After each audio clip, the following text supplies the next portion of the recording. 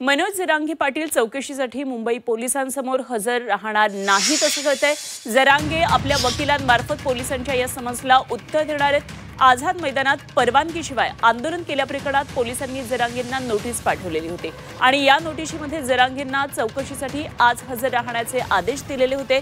मात्र जरांगे आता मुंबईला जाणार नसल्याची माहिती आहे आणि वकिलांमार्फत नोटिसीला उत्तर देणार आहेत असं कळतंय।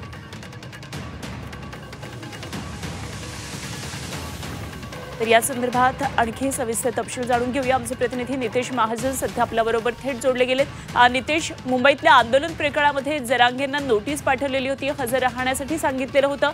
मात्र जरांगे वकिलांमार्फत या नोटिसीला उत्तर देणार असल्याचं कळतंय, ते स्वतः उपस्थित राहणार नाहीत। काय नेमकं कारण दिलंय?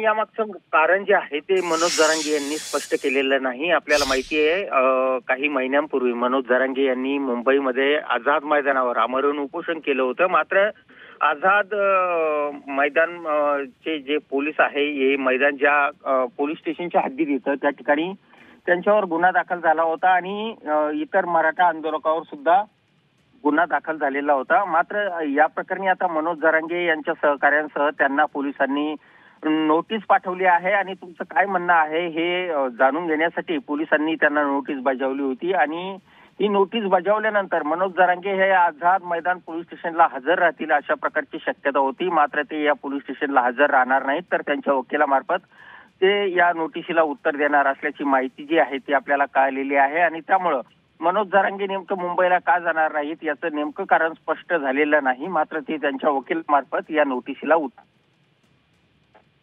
ठीक, धन्यवाद नितेश, दिलेल्या सगळ्या सविस्तर तपशिलांसाठी। नितेश महाजन आमचे प्रतिनिधी जालन्यामधून आपल्या बरोबर होते।